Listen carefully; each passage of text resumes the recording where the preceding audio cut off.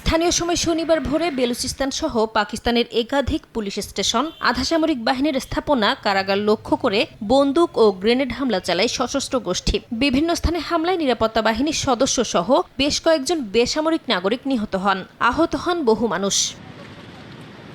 হামলার জবাবে সেনাবাহিনী, পুলিশ ও সন্ত্রাসবাদী ইউনিট অভিযান শুরু করে। অভিযানে বেশ কয়েকজন নিহত হয়েছেন বলে জানিয়েছে দেশটির রাষ্ট্রীয় টেলিভিশন। পরিস্থিতি নিয়ন্ত্রণে না আসা পর্যন্ত অভিযান চলমান থাকবে বলেও জানানো হয়।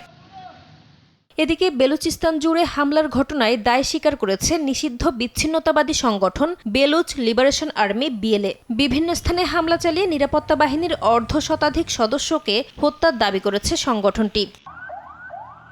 সশস্ত্র হামলার ঘটনায় কয়েকটি জেলার সরকারি হাসপাতালে জরুরি অবস্থা জারি করেছে দেশটির স্বাস্থ্য দপ্তর। এদিকে সন্ত্রাসী তৎপরতায় নিহতদের পরিবারের প্রতি সমবেদনা জানিয়ে নিরাপত্তা বাহিনীর ভূমিকার প্রশংসা করেছেন রাষ্ট্রপতি আসিফ আলী জারদারি ও প্রধানমন্ত্রী শাহবাজ শরীফ। সন্ত্রাসবাদ পুরোপুরি নির্মূল না হওয়া পর্যন্ত অভিযান চলমান থাকবে বলেও জানান শাহবাজ শরীফ।